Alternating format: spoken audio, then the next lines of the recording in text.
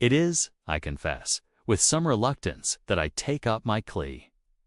Pen 2 set down the particulars of the affair which the newspapers, ever hungry for a horror that may be swallowed with breakfast, were pleased to call Whitechapel's New Monster. More than once, in arranging my notes for publication, I have paused before this case and asked myself whether the public mind, already overwrought by memories which still cling like soot to the bricks of the East End, is the fitter for another tale of alleyway dread. Yet the circumstances were so singular, the solution so coldly rational, and the danger so near at hand, that I believe a faithful account may serve as a corrective to superstition. For if London has monsters, they are not the ones the crowd most readily imagines. The affair began so far as we were concerned upon a raw evening in late November, when the fog lay upon Baker Street in a yellowish drift, thickening the gas lamps to blurred halos and turning the very footfalls of passers-by into muffled subterranean sounds. Holmes and I had dined quietly, and my friend, after a period of indolent silence upon the sofa, had risen to pace the room in that swift, noiseless fashion of his which always suggested to me a caged creature of the jungle rather than a man of English streets. He was in one of his paradoxical humors, keen, restless, and yet amused by his own restlessness. The violin lay neglected upon a chair. The chemical corner was a disorder of retorts and stained saucers, and between his long fingers he rolled, not tobacco, but a small ivory object which at first glance I took to be a billiard ball. It was only when he turned and the lamplight fell upon it that I perceived a minute slit and hinge, a snuff-box. IHAZARDED. Holmes held it up for my inspection. A medicine box, my dear Watson, though it has held no medicine these 10 years. Observe the workmanship. Not English, not French, and certainly not modern. I took it from him. It was an old thing, smooth with handling, the ivory faintly yellowed, and upon the lid a delicate inlay of silver wire forming a curving letter in Ness, perhaps, or the suggestion of one. Within were 2 compartments, each lined with a faded green baize. One was empty. The other held a pinch of gray powder that might have been dust. "You mean it is a curiosity," I said, turning it over. "An heirloom."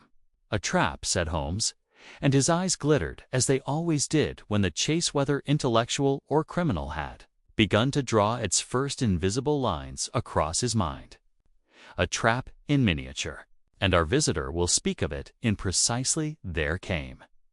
At that instant a sharp knock at the door, followed by the hurried tread of Mrs. Hudson in the passage. "A gentleman to see you, sir," she began, and then, with a lowering of her voice, "and he seems—" In great agitation, Holmes's lip curved slightly. In precisely that tone, "Watson, show him up, Mrs. Hudson." The man who entered was not, as I had expected from our landlady's manner, a rough East Ender come to plead for aid, but a person of such propriety that he might have stepped from the vestibule of a club. He was tall, spare, and well dressed in a dark overcoat, though the hems of it were spattered with mud. His hat was crushed as if it had been gripped too hard in a nervous hand. Under the lamp I saw that his face was ashen, and that a sweat gleamed upon his brow despite the chill. He bowed stiffly. "Mr. Sherlock Holmes." Holmes waved him to the armchair. "You have the advantage of me." "My name is Julian Harrowby," said the man, and his voice trembled in spite of his effort to command it. He swallowed. "I am a clerk in the employ of Mr. Gideon Strathcairn of Bishopsgate." Holmes's brows lifted by a hair's breadth, which with him was the equivalent of a start. "Ah," said he softly. "Then it is not only Whitechapel that is troubled." The visitor stared. "You know already?" Holmes leaned back, steepling his fingers.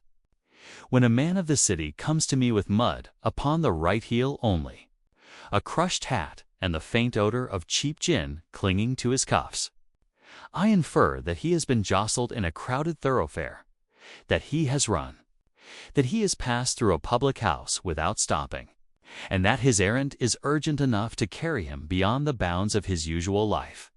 When, furthermore, his pupils are dilated and his lower lip bears the mark of a recent bite, I infer that his urgency is compounded with fear. When finally he gives the name of Strathcoran, I connect it at once with the curious set of rumors that have been floating like scraps of newspaper across the clubs and police stations of London these last 2 days. Harrowby's hand went unconsciously to his mouth. Good God! They are true, then, the rumors. Rumors, said Holmes, are like the fog outside dense where the light is poorest. Give us your facts, Mr. Harrowby, and we shall see what shape, if any, this monster truly has. At that word the clerk flinched as if struck. It is a monster, he whispered, or else a man more dreadful than any monster, for he does what no beast would do. He leaves them smiling, Mr. Holmes. Holmes's eyes, which had been languid, hardened into attention. I felt, in spite of myself, a tightening at the pit of my stomach. In my service in Afghanistan, and later in my medical practice, I had seen faces fixed in strange expressions by pain or fever. But there was something in the man's tone which suggested not illness, but a deliberate perversion of nature. Who are them? Holmes asked. Harrowby's hands, which had been clasped, opened and shut upon the hat in his lap. To women, he said. Both from Whitechapel, both found in alleys, both dead. There was no blood, no knife work, nothing the police could point to and say, "Here is your wound." Only their mouths, Mr. Holmes. I beg you, only their mouths were. He broke off, swallowing again, his throat working. Holmes nodded once, encouraging him without a word. They were smiling, said Harrowby, his voice hoarse. Wide, too wide. As if something had pulled the corners back with fingers, but there were no bruises, no tearing, no mark upon the skin. And the eyes, forgive me. I cannot speak of the eyes. You may leave the eyes to Dr. Watson, said Holmes, with a slight inclination of his head towards me. I have seen what death may do to the features. Harrowby's gaze flickered to me, and there was a shade of relief in it as if the presence of a doctor made the matter, however horrible, a trifle more comprehensible. But why come to me? Holmes continued. Whitechapel deaths are unhappily not rare. If Scotland Yard is baffled, Inspector Lestrade would more naturally come himself. He has come, said Harrowby quickly. He is at Strathcoran's house even now. Mr. Strathcoran sent me because he is ashamed to be seen asking for help. It would ruin him. Holmes's fingers tapped softly upon the arm of the sofa. Now we approach the heart of it. The deaths are not your only concern. No, said Harrowby, and now the terror in his voice changed color, becoming something like despair. Mr. Holmes, those women, one of them was wearing his ring, the ring of Gideon Strathcoran. Holmes's voice was as quiet as ever. But I knew that tone. It was the tone he used when a trivial word had opened a hidden door. Harrowby nodded miserably. A signet ring. Gold. He glanced at the little ivory box upon the table as if it were some omen. With an S like that, only bolder. The police think it was stolen. But Mr. Strathcoran says it was never stolen. He says he never took it off in public. He swears, and I believe him, that he has not been to Whitechapel in his life. Holmes's gaze rested upon the clerk for a long moment. Do you? I do, said Harrowby, almost fiercely. For if he is lying, then I have served a devil. Holmes rose suddenly and went to the mantel, where, amongst the old correspondence and tobacco jars, there stood a small glass of water with a few white crystals at the bottom. He held it up, looked at it, and then set it down again without drinking. Mr. Harrowby, he said, you have said that the dead were left without wounds. Are you quite sure of this? Did you yourself see them? I saw the second, said Harrowby, shuddering. Lestrade got Mr. Strathcairn to identify the ring privately before it went to the station. I accompanied him. It was in a yard behind, he faltered. Behind Dorset Street. I drew in my breath. Dorset Street, even after the passing of years, retained in the public mind a reputation so dark that decent folk spoke of it only in lowered voices. Holmes, however, was unmoved by sentiment. And the first body? He asked. Found 2 nights ago, said Harrowby. A woman named Eliza Rook. The second Danny Sewerby. Holmes's eyes flashed to mine for the briefest instant. He had registered, I knew, not only the names, but the cadence in which they were spoken. Continue, said he. There is more, Harrowby went on. And now his words came faster, as if he wished to force them out before courage failed him. This morning a letter arrived at our office. Not by post-hand delivered. It was addressed to Mr. Strathcairn in a childish scrawl, and sealed with, he hesitated, with something like wax, but it smelled sweet, like confectioner's sugar. Holmes's nostrils flared faintly. And inside? Harrowby's fingers trembled as he drew an envelope from his inner pocket. He held it out with the air of a man offering a venomous insect. Holmes took it not with his fingers, but with a pair of forceps from his chemical table. He turned it over, sniffed it, and smiled very slightly. Vanilla, said he. I stared. Vanilla? Holmes nodded, his eyes still upon the seal. Common enough in the kitchens of the poor, Watson. Less common in threats. He slipped a thin knife beneath the flap and drew out a folded sheet of cheap paper. The handwriting upon it was large, uneven, and apparently that of an uneducated person striving for effect. Holmes read it silently, and I saw, to my astonishment, that the faint smile upon his lips did not vanish, but sharpened into something colder. He handed the letter to me. It ran thus. Mr. Strathcairn, you lost something in the dark. I found it. I give it back. Now you owe me a smile. If you don't pay, I will collect in Whitechapel again.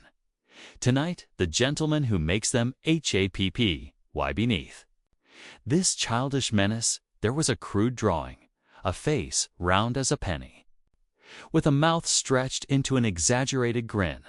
I read it twice, feeling a prickling at the back of my neck. It was not merely the threat, but the grotesque playfulness which chilled me. Violence, I had observed, may come with rage, with greed, even with some distorted sense of justice. But here was the tone of a child at a cruel game. Holmes took the paper back and held it close to the lamp. No date, said he. No place. Yet he is confident enough to say tonight. He means to kill again, I said. He means to stage again, Holmes corrected softly. Whether death is his purpose or merely his tool, we shall see. Tell me, Mr. Harrowby, how did Mr. Strathcairn respond? Harrowby's face twisted. He turned gray, Mr. Holmes. Not with fear for himself, he is a hard man, but with fear for what it would mean. If Scotland Yard believes he is connected to Whitechapel women, he is finished. The papers will tear him to pieces. Holmes's gaze grew distant. Yes, the papers love a simple monster. They do not love a complicated man. He told me to find you, Harrowby continued, and to pay whatever you demanded. He said, here the clerk's voice dropped. He said, Harrowby, I have done things in my life that I regret, but I have never done this. If I am ruined for some other sin, let it be so. But I will not hang for a smiling corpse. Holmes's head inclined as if acknowledging the grim honesty of the statement. Then his eyes snapped back into focus with sudden intensity. Watson, said he, your coat. Your boots. We go at once. Where? I cried, rising. To Bishopsgate first, Holmes answered, already reaching for his own heavy coat. To see Mr. Gideon Strathcairn, and to look upon whatever ring, letter, or trifling object has been used to tie his name to these deaths. Then to Whitechapel. Harrowby lurched to his feet. You will come. Thank God. Holmes's mouth curved in that half-mocking way of his. I will come, said he. Not for Mr. Strathcairn's reputation, though I confess. I prefer an innocent man not to be hanged, but because there is something new here. London has had cutthroats, poisoners, and lunatics enough. But a murderer who leaves no wounds and only smiles. He paused, and his eyes, for the first time, reflected something like genuine interest. That is a problem of method, and method is always my particular amusement. We descended into the fog, and the street swallowed us at once. The hansom which Holmes hailed loomed like a shadowy beetle at the curb, its lamps twin points of blurred light. As we drove, the familiar streets of Marylebone gave way to the harsher lines of the city, where the buildings rose like black cliffs and the narrow ways between them were choked with mist. Holmes sat opposite me. Silent now, the letter folded between his long fingers. From time to time he lifted it to his nose, as if the scent of vanilla were as significant as any signature. Holmes, I said at last, unable to keep the unease from my voice. You spoke of staging. Do you truly believe? I believe nothing yet, he interrupted gently. I observe and I infer. The public, and Scotland Yard with it, will infer a madman because they see a grotesque smile and find no blood. I infer, at present, only that someone wishes the mind to leap to that conclusion, and the smile. I pressed. Holmes's eyes met mine, and for an instant the foggy street outside seemed very far away. The smile, said he, is a signature, and signatures are never chosen at random. The cab jolted, the horse snorted, and somewhere in the unseen distance a church bell tolled the hour. It was then that I became conscious dimly at first, and then with certainty that we were being followed, not by a cab. For I heard no wheels behind us, but by footsteps, soft, measured, keeping pace whenever our own vehicle slowed, and fading when we gained speed. Through the rear window I could make out only fog and the vague suggestion of movement. Holmes, without turning his head, spoke in a voice so low that only I could hear. Do not look back, Watson, said he. Our little monster or his agent has already taken an interest in us. I felt my pulse quicken, my hand instinctively seeking the comfort of the revolver in my pocket. And what do you deduce from that? I whispered. Holmes's answer was a murmur, calm as ever. That tonight, said he, we shall either prevent a death or learn precisely how a man may murder with nothing more than a smile. Holmes received us in the high, severe drawing-room of Mr. Gideon Strathcairn's house off Bishopsgate, a chamber whose polished surfaces and tightly drawn curtains seemed designed less for comfort than for the exclusion of the outer world. The man himself stood rigidly upon the hearthrug, a heavy-set figure with iron-gray whiskers and the hard, moneyed eye of one accustomed to bending circumstance to his will. Yet the letter Harrowby had brought him had wrought in that will a visible fissure. He greeted Holmes with a stiffness that suggested pride wrestling with necessity. And when my friend, with his usual disconcerting directness, asked to see the signet ring, Strathcairn produced it at once from a small morocco case and laid it upon a side table, as though glad to be rid of an object that had suddenly become treacherous. It was a thick gold ring, worn smooth at the band, the seal engraved with an ornate S whose tail curled like a lash, and Holmes, taking it up, examined not only the face but the inner rim, the minute scratches, and even the faint darkening where skin and metal had long met. Asterisk, you have owned this 12 years, said he, and you wear it upon the second finger of your left hand. You have lately removed it for a day and a night, and you have replaced it in haste. Strathcairn's jaw dropped, then clenched. I removed it to have the seal recut, he snapped. A whim, a foolishness. I gave it to no one. Holmes's eyes remained upon the metal. Your jeweler used a modern acid to clean it, he murmured. Yet there is a trace of older compound beneath arteric, perhaps used by men who work cheaper metals in poorer quarters. This ring has visited a workshop you did not choose. Strathcona took a step forward, anger flaring. Are you accusing me of lying, sir? Holmes set the ring down as delicately as a surgeon setting aside a scalpel. I accuse no one until I can afford accuracy, said he. I merely state that your ring has had a journey. It was then that Inspector Lestrade, who had been hovering like a lean, dissatisfied shadow near the doorway, could restrain himself no longer and came forward with that mingled respect and irritation he always showed when Holmes trespassed upon official ground. It's all devilish odd, Mr. Holmes, said he.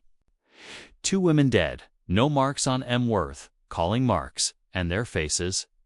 You've seen death, Doctor, but you've not seen this, I'll wager. And now this city gentleman's ring turning up like a calling card. The papers are already sharpening their knives. Holmes asked, with sudden briskness, to be taken to the bodies. And Lestrade, though plainly reluctant to have a civilian and an ex-army doctor tramping through his evidence, could not deny the case's need of Holmes's peculiar genius. Within the hour we were rattling eastward again, leaving behind the clean geometry of the city for streets that narrowed, darkened, and grew noisier with the raw life of the poorer quarters. The fog here seemed thicker, as if the soot of 1,000 chimneys had made it tangible, and in its folds moved pale faces, hunched shoulders, women with shawls drawn close, and boys who watched our passing with the sharp curiosity of hunger. Holmes sat with eyes half-lidded, but I knew his mind was alert to every smell and sound. Once, as we turned into a lane where the gas lamps burned a sickly orange, he leaned forward and lifted the curtain a finger's breadth, and I caught the faint, sweet scent again of vanilla, out of place amid gin and refuse. Someone likes his little signature, he said softly, and let the curtain fall. Lestrade led us at last into a cramped court behind Dorset Street, where a constable stood guard and a small knot of residents lingered at the edge of the lamplight, whispering like spectators at a morbid theater. In a back room of a lodging-house, bare boards, a broken chair, a cheap crucifix above the bed, the second woman lay upon a table, a sheet drawn to her chin. The landlady hovered, red-eyed and resentful, protesting that her house was respectable. Yet even she could not keep her gaze from the dead face. Lestrade drew the sheet back, and for an instant my medical training deserted me before the sheer wrongness of what I saw. Annie Sorby's features were composed, the skin unbroken, the throat unbruised. But the mouth was spread in an expression of gaiety so violent that it seemed to mock the stillness of the corpse. It was not the slack grin of the drowned, nor the rictus of convulsion. It was a deliberate smile, as though some inner joke had been fixed upon her lips at the last possible second. Holmes bent close, without touching, his eyes moving from the corners of the mouth to the nostrils, then to the nails, then to the faint line where the hair met the scalp. No tearing, Lestrade muttered, as if he too needed to say it again to believe it. No bruising, nothing. She's just smiling. Holmes straightened, and for a moment his face was as expressionless as the dead woman's was grotesquely expressive. Then he reached into his pocket and produced a small lens, examining the lips in the lamplight. "Watson," said he, "your opinion as a physician. What can fix a facial expression without violence?" I forced myself into the calm of professional habit, noting the absence of petechia, the color of the skin, the set of the jaw. "Certain poisons can cause spasms," I said slowly, "and certain gases and diseases of the nervous system. But this is too symmetrical, too clean. If it is spasm, it is guided spasm." Holmes nodded as if that phrase pleased him. "Guided," he repeated. "Precisely. Now look here." He pointed to the corner of the woman's mouth, where at the edge of the smile there was the faintest pale roughness. No more than a patch one might blame upon chapped skin. He touched it with the tip of a clean handkerchief and brought the cloth to his nose. "Sugar," he said, "and not the sort dissolved in tea." Lestrade snorted. "You'll tell me next she was murdered by a pastry cook." Holmes's eyes, however, had already traveled to the woman's fingers. "Her nails are too clean for a woman of her station," he observed. "Someone has scrubbed her hands after de Thor made her scrub them before. And see the right index. A thin crescent of darkening beneath the nail. Not blood. Soot and brass." He turned to the landlady. "Did she have visitors?" The woman hesitated, then shrugged with a defiant lift of the chin. "Men come and go," she said. "It's Whitechapel. But Annie, she weren't no fool. She'd not go with a brute." Holmes's gaze sharpened. "A brute," he echoed. "So she feared brutes. Did she ever speak of a gentleman?" The landlady's eyes flickered. "There was talk," she admitted grudgingly. "A gentleman what paid fare and didn't drink, and always had sweets in his pocket for the little ones in the court. They called him Happy Jack. Some did. Said he could make the saddest soul laugh." Lestrade shifted, suddenly attentive. "Why the devil didn't you tell us that?" he demanded.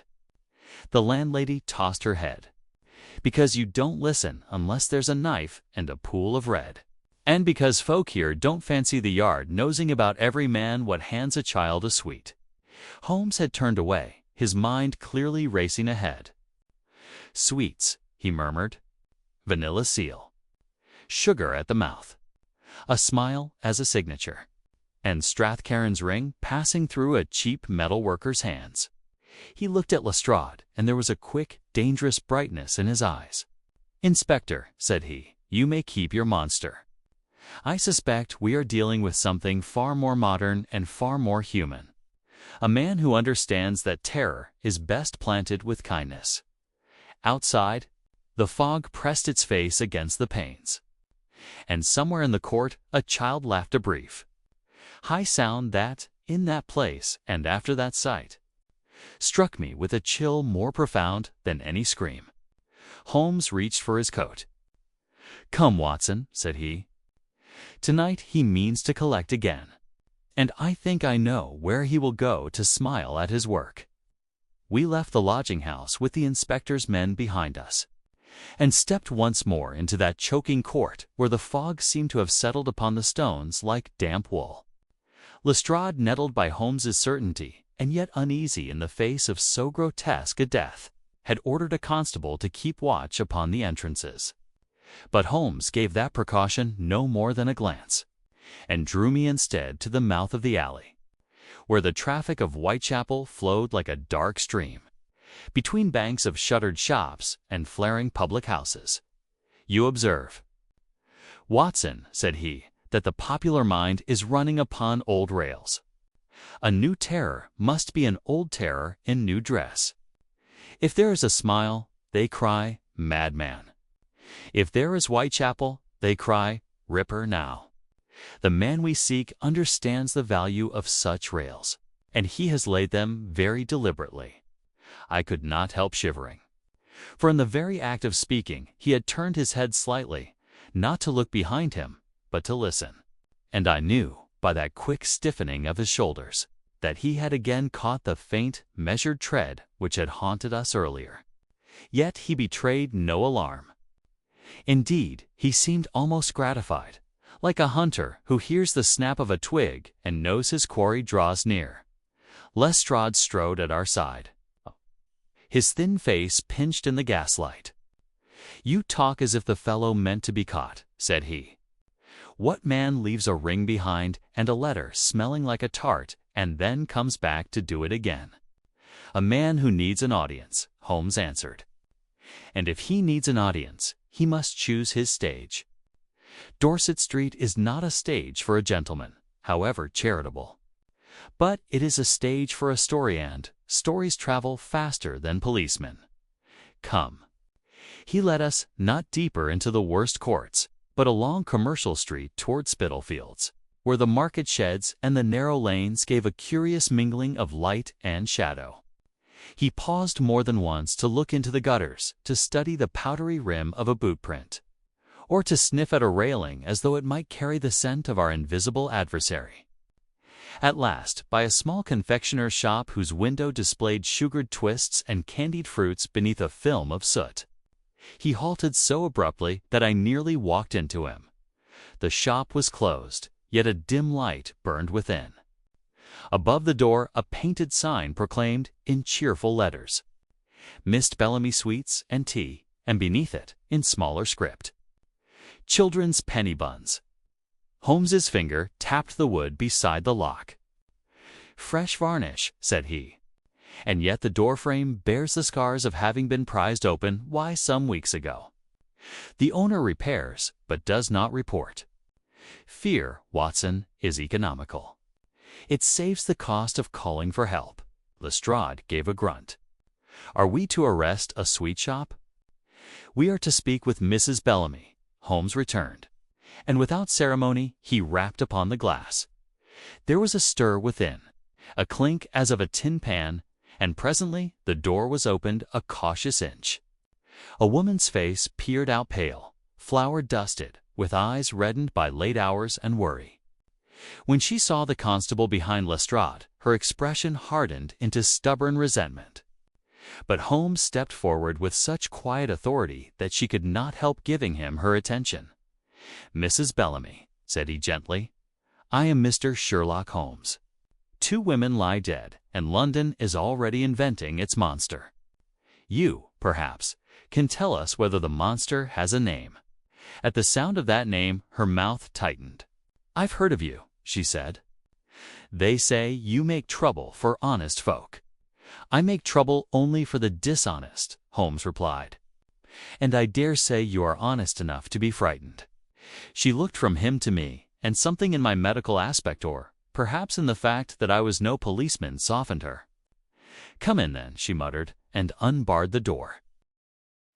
The shop smelled strongly of sugar and burnt syrup, and beneath that sweetness was an undertone I could not place until Holmes, with one swift glance at the shelves, murmured, "Oil of bitter almonds." "Cyanide," I whispered. "Not necessarily," he answered under his breath, "but it is a smell one does not forget." Mrs. Bellamy stood with her hands in her apron.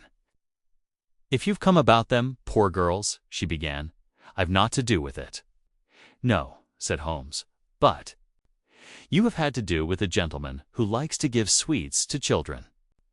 Her face changed then, as a candle changes when the wind finds it. "Who told you that?" "The court told me," Holmes said. "And the vanilla upon a threat, and the sugar upon a dead mouth. And the fact that you keep a light burning after closing, as if you fear to be alone with what you know. Tell me about him." She hesitated, then spoke in a rush. "He came first in October, well-dressed, polite as a parson. Asked for peppermint and lemon drops, said he was taking a walk and liked a taste of sweetness. Then he began coming regular, always near dusk. He'd talk to the little ones outside, toss them a sweet, make 'em laugh. The mothers liked him for it. God forgive us." She lifted her apron to her eyes. "He called himself Mr. Caro, said he worked for a city man and ran errands. He had a ring once gold. Big Seal he showed it off like it meant he mattered. Then one day he didn't have it, and he was in a temper, smiling, but with his eyes like ice." Holmes leaned forward. "Did he ever come into your back room?" She nodded reluctantly. "Once he said he wanted to see my stove, told me he'd a mind to invest in the place, make it bigger. He asked strange questions. How long I boiled syrup, what I used to clean my pans, whether I had chloroform for toothache." She stared. At Holmes now, frightened into candor, he asked if I had laudanum. I said, "I'm no chemist." He laughed and said, "No, but you know how to make folk happy. And did you give him anything?" Lestrade broke in sharply. Mrs. Bellamy's chin lifted. "I sold him sweets, that's all." But her voice fell. "One time he left something here, a little box. Ivory. Like a trinket. He said he'd be back. I started, and Holmes's eyes flickered to the table near the till. There, half hidden beneath a cloth, lay an ivory medicine box, its lid inlaid with a silver curve. Holmes did not touch it. "Watson," said he, "you remember my little object at Baker Street?" I felt my scalp prickle. "It is the same sort," I murmured. "It is the same box," Holmes corrected quietly. "Which means our friend has been in my rooms." Lestrade uttered an oath. "Then weave him. We'll take the thing to the yard, get fingerprints." Holmes held up a hand. "You will do nothing of the sort until you have observed. Mrs. Bellamy, when did he leave this?" "3 nights ago," she whispered. "The night before the first girl was found." Holmes's face grew grave, and he said he would return. She nodded. Tonight, Holmes turned to Lestrade. "There is your stage, Inspector. Not Dorset Street, not a court. A sweet shop where children gather, where a gentleman may be seen without suspicion, and from which he can slip into alleys with a victim who trusts him. He has arranged for you to look one way while he plays to another audience." "And what are we to do?" I asked. Holmes's answer came with that cool, rapid precision which always signaled that his scattered observations had clicked into a single chain. "We shall do exactly what he expects," said he. "We shall wait. But we shall wait as bait, not as watchmen. He wants a debt-collected smile from Strathcarron. Very well. We shall send him a debtor." Lestrade stared. "You can't." I mean," Holmes continued, "that Mr. Gideon Strathcarron must come to Whitechapel tonight. And if his pride rebels, remind him that pride is cheaper than a hanging, but only just." As he spoke, the back door of the shop gave the faintest creak, as of a hinge eased by a careful hand. Mrs. Bellamy gasped, Lestrade spun, and I drew my revolver. Yet when Holmes turned, he did so with a curious serenity, as though he had been awaiting that very sound. From the shadow beyond the doorway came a soft, almost cheerful voice. "Now that's a pretty thought, Mr. Holmes," it said. "But you'll find some debts are collected in ways you can't see until you're smiling, too." The voice came from the darkness of the passage like a friendly remark across a tea table, and yet it froze Mrs. Bellamy where she stood. Lestrade sprang forward with that impetuous courage which has more than once carried him into danger before his wits could follow. But Holmes caught his sleeve with a grip of iron and drew him back. Not in fear, but in calculation. I had my revolver half raised, my eyes straining into the gloom beyond the back door, where the lamplight died suddenly and the passage narrowed into blackness. "Show yourself," Lestrade barked. There was a soft chuckle, and a shape shifted. Just beyond the threshold, no more than the vague outline of a man, who had placed himself where the light would betray nothing but his presence. "That would be foolish," said the voice. "And I've never been foolish, Inspector. Not unless it suited me." Holmes's tone was mild. "You know him, then?" "Oh, I know of you," returned the unseen speaker. "And you know of me? It seems they've been telling stories already. They always do.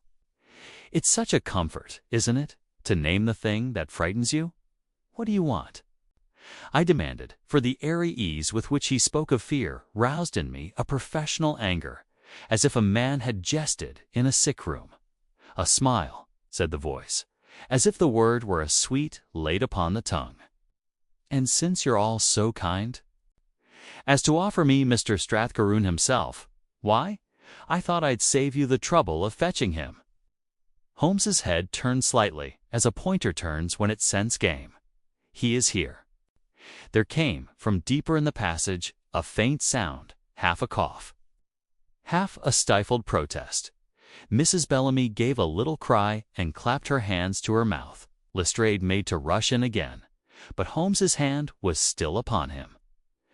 "Don't blunder," Holmes said sharply, and in that instant his languor vanished and his whole figure seemed to become a coiled spring.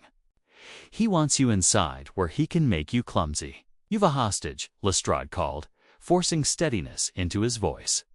That's murder on top of murder, you villain. Is it? Said the voice lightly.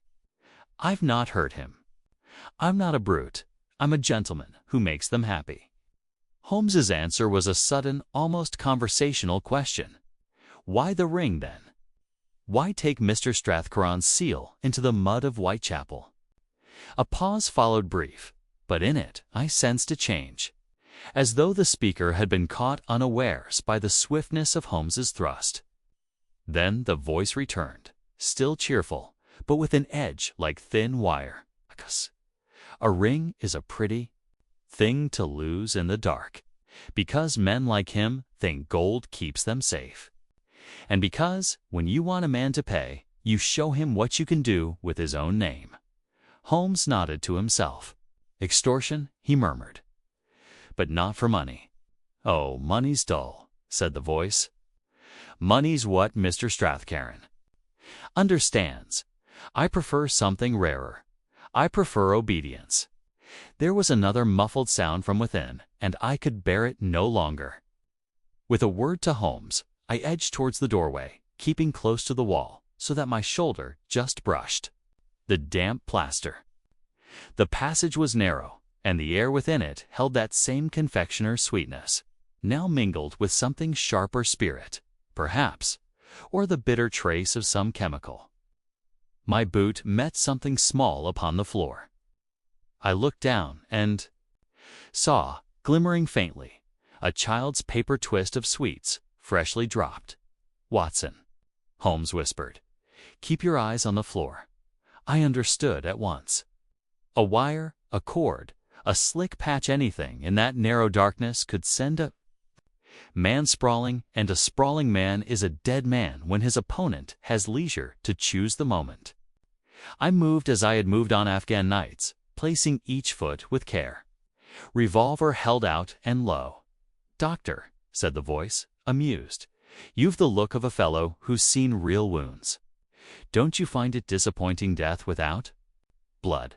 It's cleaner, kinder. Where is he? I snapped. Near enough, came the reply.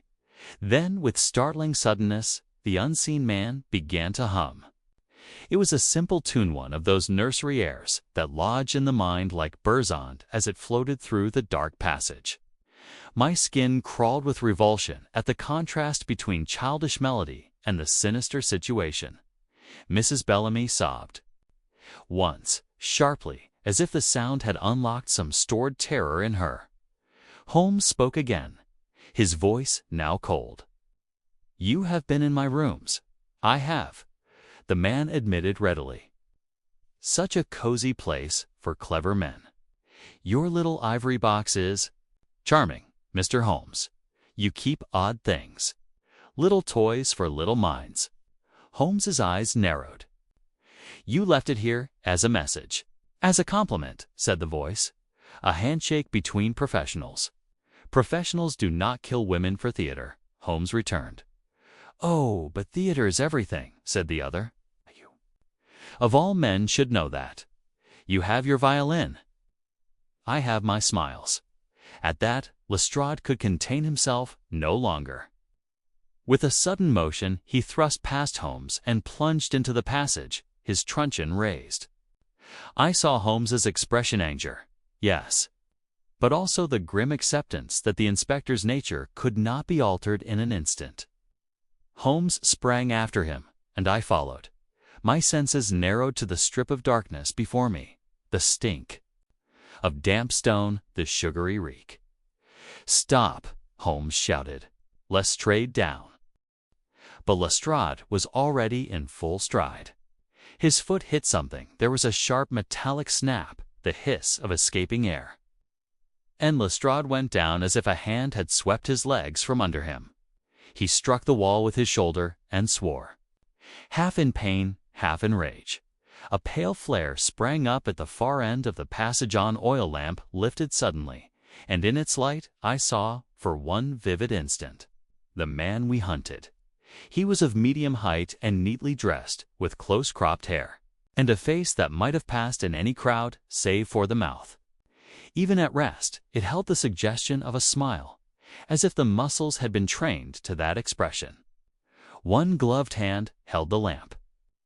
The other was upon the collar of Gideon Strathcarron, who stood bent and choking, his cheeks blotched, his eyes wild with humiliation and fury. The gentleman's gaze flicked to Holmes with quick intelligence. "You see," he said, "no brute work, no mess.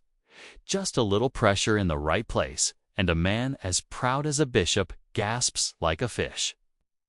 Holmes, astonishingly, did not raise his own weapon. He stood very still, his hands open at his sides. "If you intend to kill him," he said, "you will do it now, for you will not escape a second time." The man's smile widened a fraction. "Escape? I've been escaping all evening, Mr. Holmes. I walked right past your constable out front with a tray of penny buns." He tipped his helmet to me. He gave a soft laugh. London sees what it expects to see. My revolver was trained upon his chest. "Release him," I said, "or I fire." "Ah, doctor," he replied, and the lamplight danced in his eyes, "you will fire. And then the story will be simple. A pistol, a corpse, a wound." How very comforting for everyone, Holmes is. Voice cut in like a knife. "Not for you." For in that instant Holmes moved so fast that my eye barely followed it. His right hand whipped forward, not towards the man, but towards the wall beside him, where hung a row of copper pans and iron hooks. With a single precise motion, he struck one of the pans with his cane. The resulting clang was deafening in the narrow passage, a metallic thunder that made Mrs. Bellamy scream behind us and sent Strathcarron jerking in the villain's grasp. The smiling man's eyelids fluttered dully for a fraction of a second, but it was enough. His grip loosened as his free hand rose instinctively towards his ear. Strathcarron wrenched himself half free, choking and staggering. "Now, Watson," Holmes cried. I fired not at the man, but at the oil lamp. The bullet shattered the glass, and flame blossomed, spilling burning oil across the stones. The passage filled with smoke and sudden orange light. In that chaos, I saw the smiling man recoil, his composure cracking as fire licked towards his polished boots. He darted sideways, and Holmes was upon him like a whip. There was a brief struggle, gloved hands, the flash of a small instrument in the man's fist, and Holmes's sharp intake of breath as something pricked his sleeve. Then the villain tore free with the agility of a ferret and sprang through a side door that I had not even noticed, vanishing into the backyard beyond. After him, Lestrade roared, scrambling up despite his fall. But Holmes did not pursue at once. He seized Strathcarron by the shoulders and dragged him back from the spreading fire. "Watson," he said, his eyes on my friend's own sleeve, "look at that puncture." I bent close.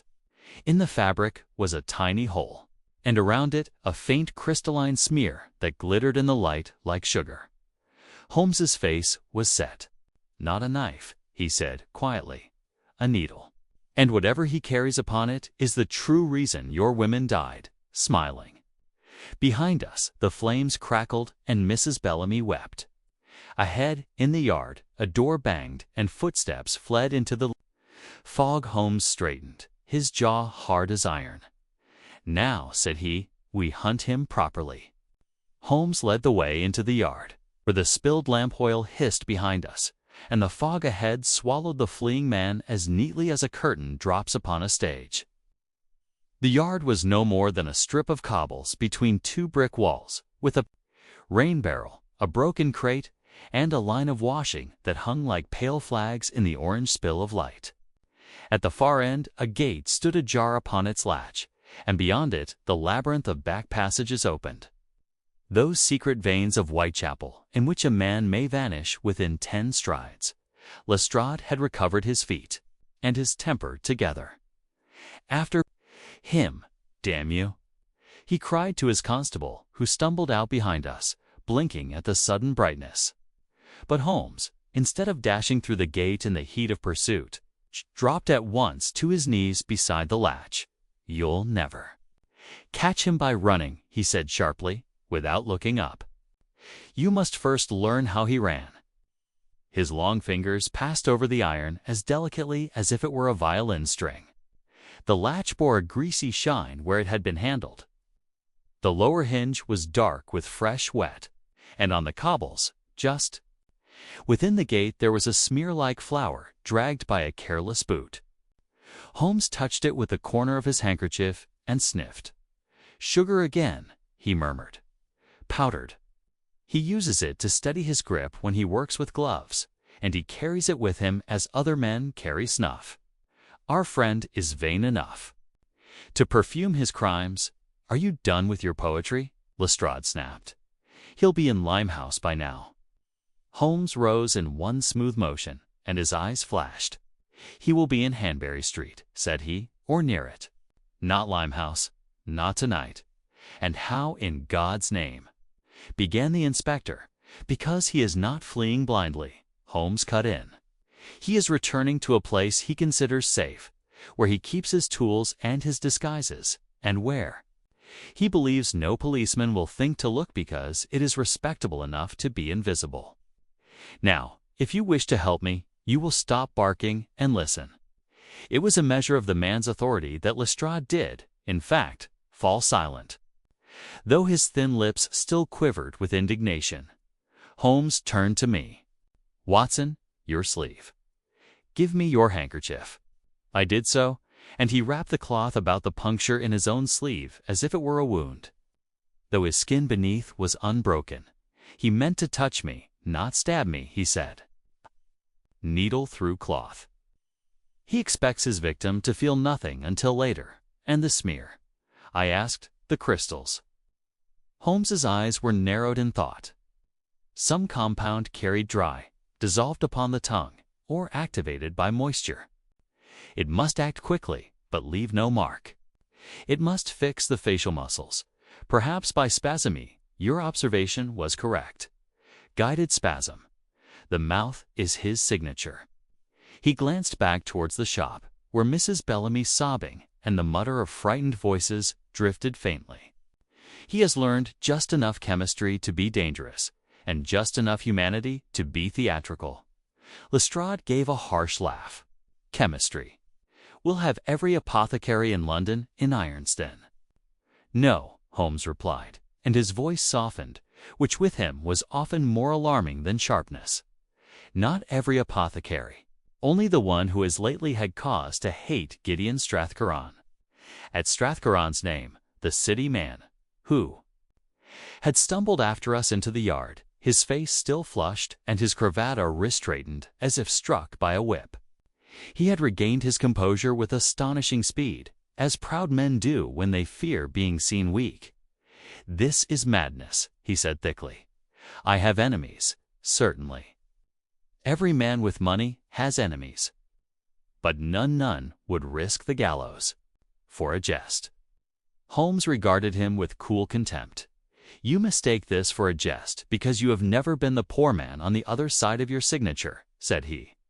"Tell me, Mr. Strathcairn, do you remember a clerk named Silas Carew?" The effect was instantaneous. Strathcairn's eyes widened, and a pallor crept under his ruddy cheeks. "Carew," he repeated, and the name sounded upon his tongue like a coin found at the bottom of a drawer. He was dismissed." "Dismissed," Holmes echoed. "A gentle word. Why?" Strathcairn's gaze darted to Lestrade. "To the constable, to me seeking, I think, some escape from confessing before such witnesses. But there was none. He drew himself up, and his pride forced him into honesty. He forged my name, he said. A petty thing at first, an order here, an instruction there. Then a sum of money. He was clever enough to mimic my hand. When I found it out, he paused, swallowing. I made an example. I had him prosecuted. Lestrade's eyes sharpened. Did he go inside? 2 years. said Strathcona. Holmes nodded, as if he had expected no other answer. And when he came out, I heard nothing of him. Strathcona said quickly, too quickly. Men like that vanish. Or they return, Holmes replied, with a new education and an old grievance. Vanilla seals, sugar dust, a gentleman's smile, these are not the habits of a dock thug. They are the habits of a man who has studied how to pass as harmless. He turned sharply to Lestrade. Inspector, you will send a man at once to fetch the record of Silas Carew description. Last known address, any associates. And you will do it quietly, without stirring the press. Lestrade hesitated. I've no proof this Carew. You have a name spoken by a frightened shopkeeper. Holmes snapped. A ring used as leverage. A letter signed the gentleman.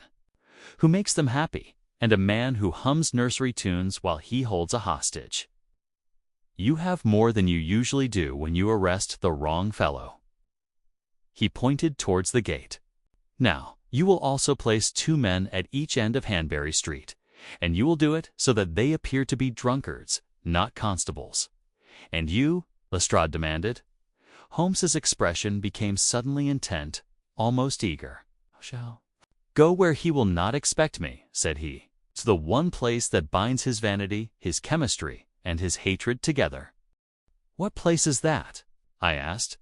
Holmes's eyes flicked to the soot-blackened sign above Mrs. Bellamy's shop, visible even from the yard.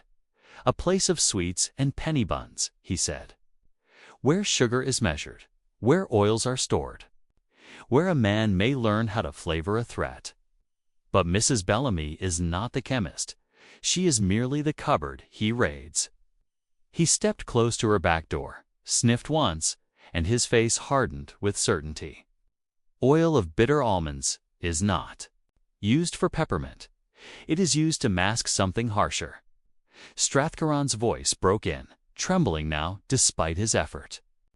Then he means to kill again. Holmes looked at him steadily. He means to collect again, he corrected. And if he cannot make you smile, he will make London smile at your ruin. That is his true extortion. A sudden shout came from the street beyond the yard, one sharp cry, then another, and the stamp of running feet. The constable at the front of the shop had seen something, or someone, and raised the alarm. Holmes's head snapped round. Too late, he hissed, and in his voice I heard, for the first time in this affair, not fear, but genuine irritation at a mind so nimble that it stayed always one move ahead. We rushed back through the passage, choking upon smoke, and burst into the shop. The front door stood wide, letting in a gust of fog and the distant roar of the street. The tray of penny buns upon the counter had been overturned, scattering rolls like pale stones. Mrs. Bellamy's little ivory box hour link.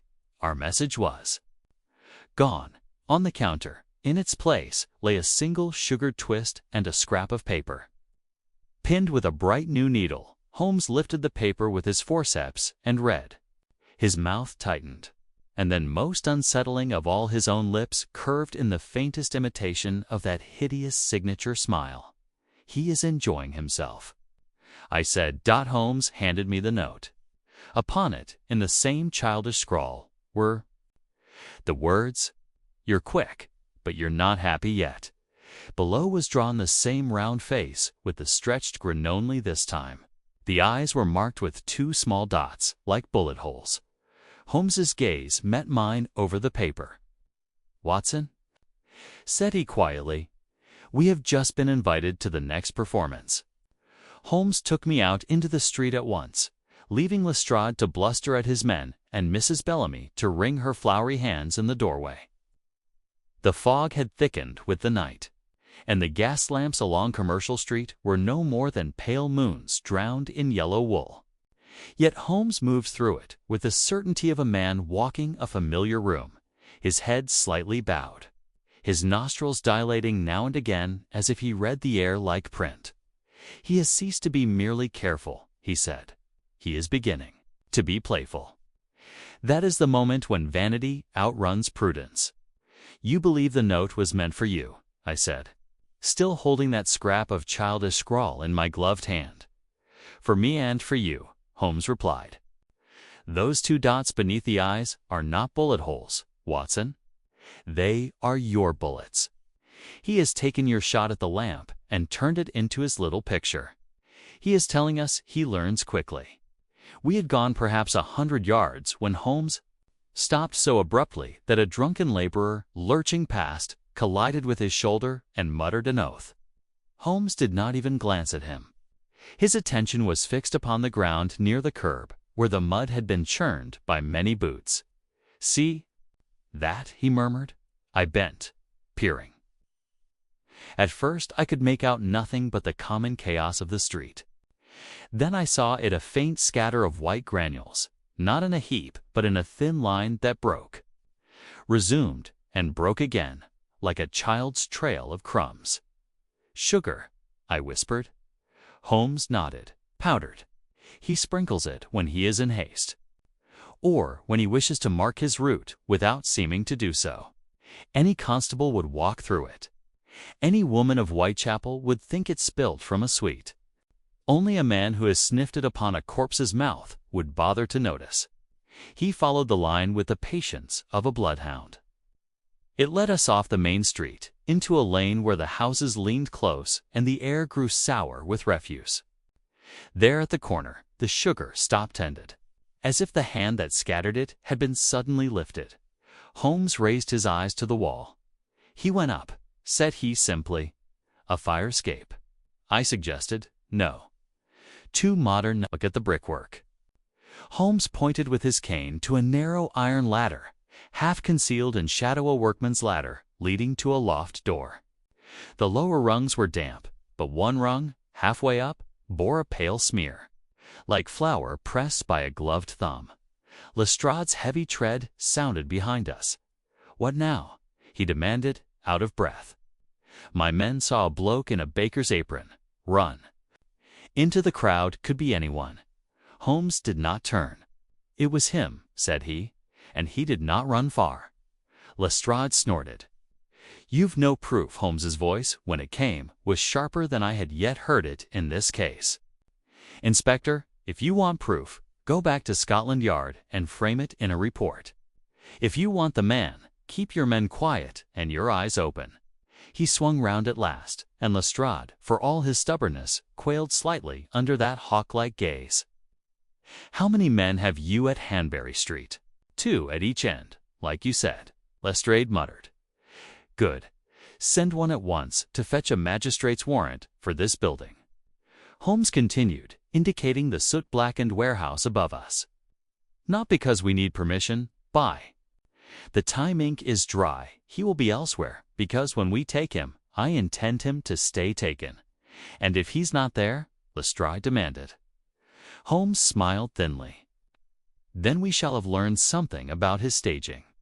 He took the ladder with astonishing speed, his long limbs making little sound upon the iron. I followed, my revolver ready, and heard Lestrade grumbling as he came after. Less agile, but determined not to be left behind. The loft door above was shut, but not latched. Holmes opened it an inch and paused, listening tame, a faint clink-class against glass and the soft scrape of metal upon stone. Then, unmistakably, that same nursery tune began again, hummed under a man's breath with a calmness that made my skin tighten. Holmes pushed the door open and slipped in. The loft was larger than I had expected, lit only by a shaded lamp upon a packing crate. The air was warm and thick with sweet fumes, but beneath them I caught that bitter Mond note again. Against the far wall stood a makeshift table, a board laid over barrels, upon which were arranged small bottles, a spirit lamp, and several paper twists like those used for sweets. A man stood with his back to us, in a baker's apron, humming as he worked with a glass rod. He turned at the sound of the door, and in the lamp's glow I recognized the same neat, smiling face from the passage. His eyes flicked, taking us in with quick intelligence, and then the smile broadened into something almost affectionate, "Mr. Holmes," he said, as if we were old acquaintances, "you've come to my kitchen at last." Holmes advanced a step. "Silas Caro." The man's brows lifted in a parody of surprise. Ah, so he did remember my name after all. I feared I was only a line in his ledger. At the mention of Strathcarone, he gave a tiny, delighted laugh and dipped the glass rod again. "I am making happiness," he said.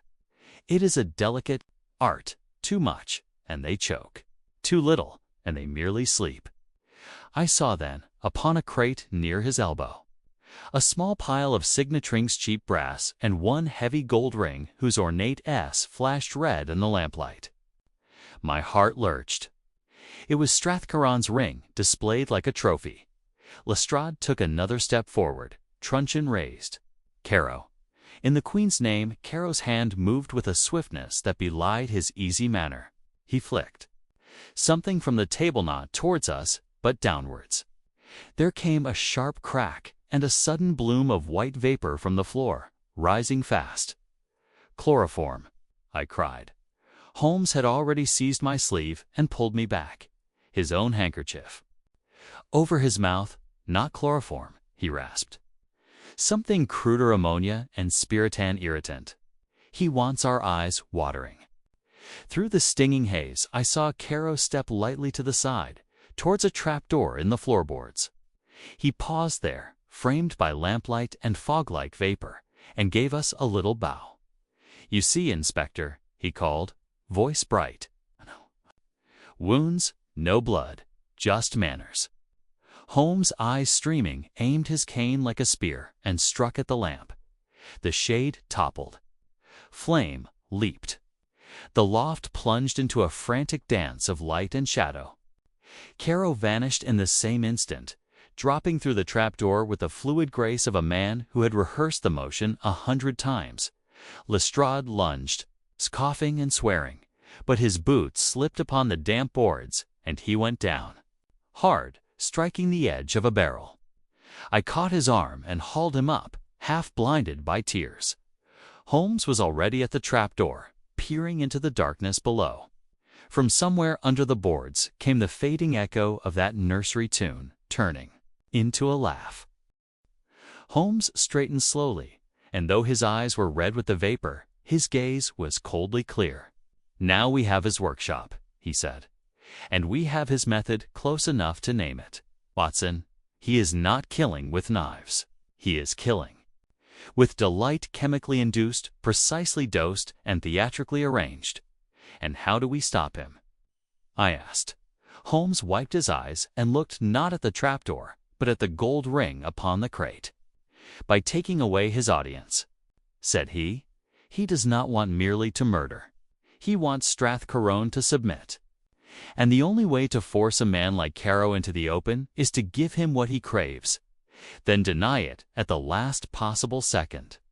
Below us, in the warehouse depths, a door slammed. In the foggy street outside, a woman screamed briefly, sharply, and then the sound was cut off as if a hand had pressed it flat. Holmes's head snapped up, every nerve suddenly alive. "Hanbury Street," he said. "He has moved the performance." And with that we were running again, down the ladder and into the fog, towards whatever smiling horror he had prepared for us next. We plunged into Hanbury Street as though into the throat of the fog itself. The cries and footfalls ahead of us smothered and magnified by turns, until the very air seemed to pulse with panic. A small crowd had gathered at the mouth of a side passage, not pressing in as London crowds will, when death is near, but hanging back with that superstitious recoil one sees in men who fear contagion of the soul. A woman's shawl bobbed. A costermonger's barrow stood abandoned. And from somewhere within the press came the thin, hysterical laughter of a child who did not understand why grown men swore. Lestrade forced a way through with his truncheon, his face gray beneath the street lamp. "Stand aside, police," he shouted, and the words cut a narrow channel which Holmes and I followed. At the center of the commotion, half in the gutter and half upon the stones, lay a young woman in a brown cloak, her bonnet crushed beneath her head. She was not dead, at least, not yet, for her chest moved in shallow, irregular lifts. But her face was fixed in that abominable expression we had seen upon Annie Sorby, a smile so wide and serene that it seemed to jeer at the terror in every living eye around her. Holmes was beside her in an instant. On one knee, his fingers at her wrist. "Alive," he snapped, and in his voice was a note I had not heard before, leaf, keen and impatient. "Watson, smelling salts now." I had already drawn them from my pocket, and as I cracked the vial beneath her nostrils, the girl's eyelids fluttered. Her smile did not fade. Indeed, it deepened, as though the very effort of breathing fed some inner hilarity. A weak sound escaped her, a breathy giggle, broken by a strangled cough. "Hold her head," Holmes ordered. "Keep her from biting her tongue." "Poison," Lestrade demanded, hovering like a man afraid to touch the thing he hunted. "Not in the usual sense," Holmes replied, and his eyes swept the girl's lips, her teeth, the faint moisture at the corners of her mouth, compound to excite the facial nerve and lock the muscles. "Caro has refined it. This one is meant to live long enough to be found." The crowd murmured, shifting. I saw then what Holmes had already marked. Pinned to the girl's cloak, just below the collarbone, was a scrap of paper held by a bright needle that caught the gaslight. Holmes plucked it free with his forceps, read, and handed it to Lestrade. It was written in the same childish scrawl. "She smiles for free. How much for Strathcarone?" Lestrade's mouth worked. "The devil!" Holmes cut him off. "Where is Strathcarone?"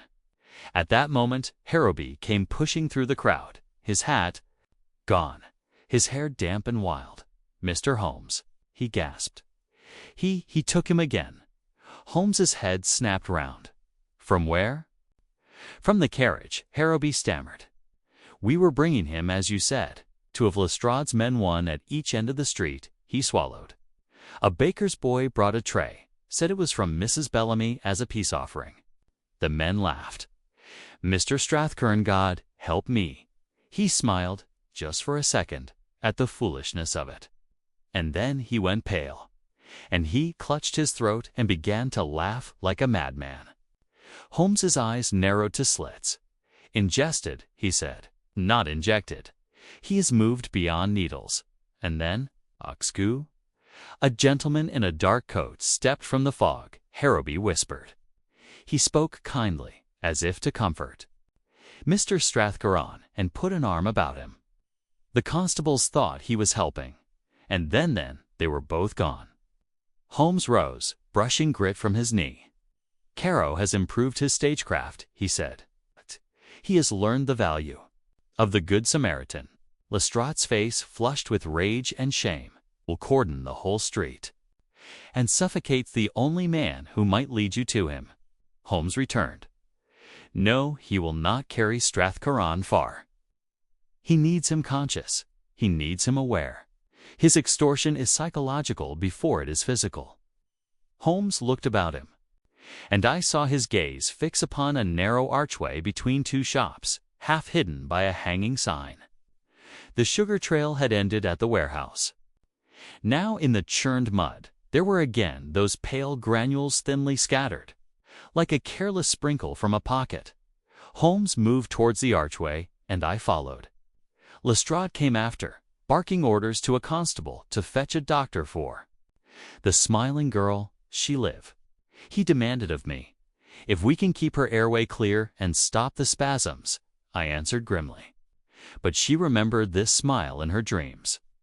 Under the archway, the world narrowed to a passage that stank of damp brick and stale beer. Here the fog thinned, trapped by walls, and the sounds became clearer. A distant carriage wheel, a shout, and faint but unmistakable, the same nursery tune, humming somewhere ahead with maddening calm.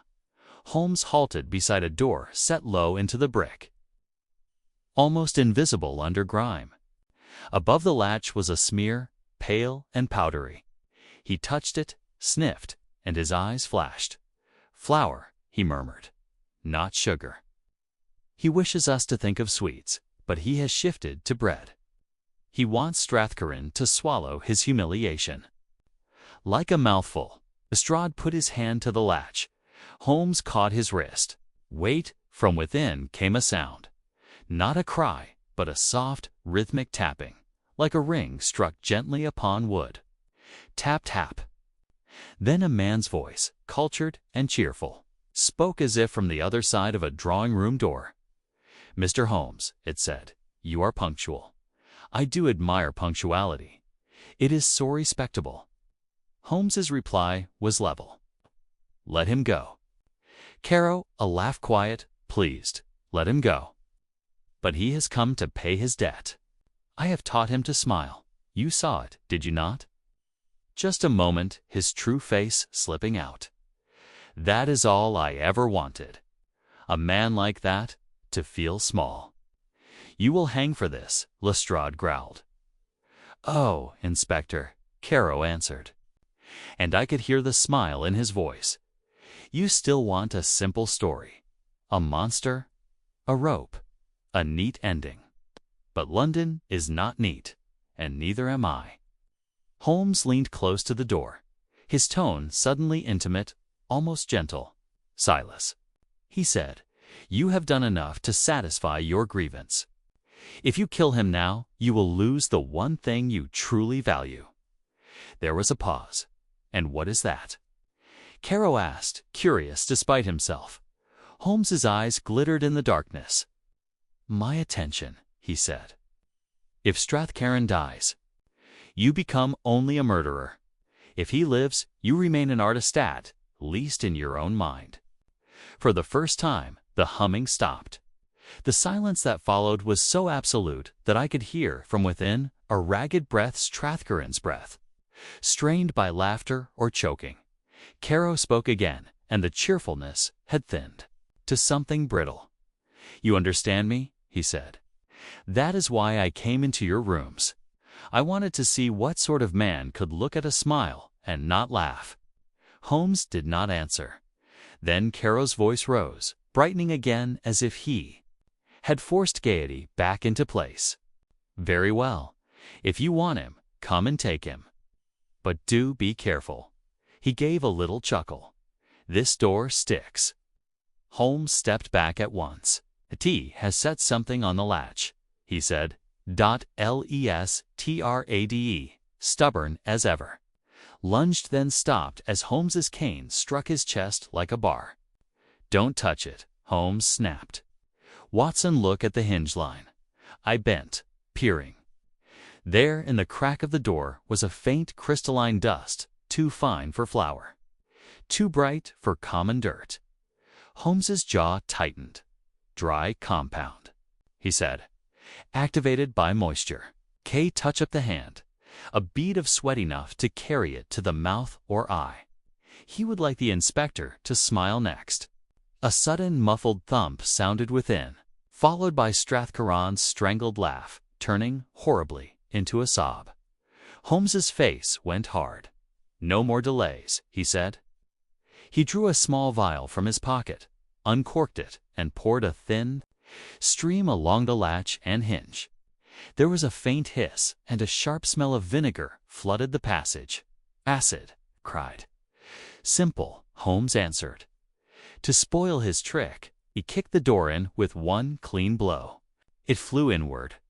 We burst into a low, lamplit room that might once have been a storeroom. Sackcloth and empty crates lined the walls. On a table stood bottles and paper twists, and on a chair bound at the wrists, his face wet with tears of involuntary laughter, sat Gideon Strathcoran, smiling like a man damned. And behind him, one gloved hand upon his shoulder as if in benediction, stood Silas Caro, smiling back at us, calm as a host receiving guests. "Welcome," he said softly. "Now let us see who can keep their face." Caro did not move when we burst in upon him. He merely kept his gloved hand resting on Strathcoran's shoulder with a possessive gentleness. as though the great financier were a pet dog that had at last been taught a trick. The lamplight threw a soft sheen upon the man's cheekbones and caught the edge of his smile, which, I observed with a physician's disgust, seemed less an expression than a habit something trained. Into the flesh by long practice, Strathcoran's face was another matter.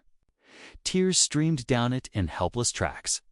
His mouth was drawn back, the jaw quivering with a laughter that was no laughter at all, but a convulsive obedience.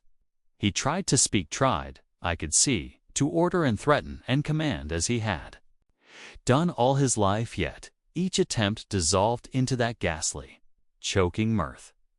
"Mr. Holmes," Caro said softly, "you used vinegar on my latch. I could smell it the instant you poured. Practical, unsporting, but practical."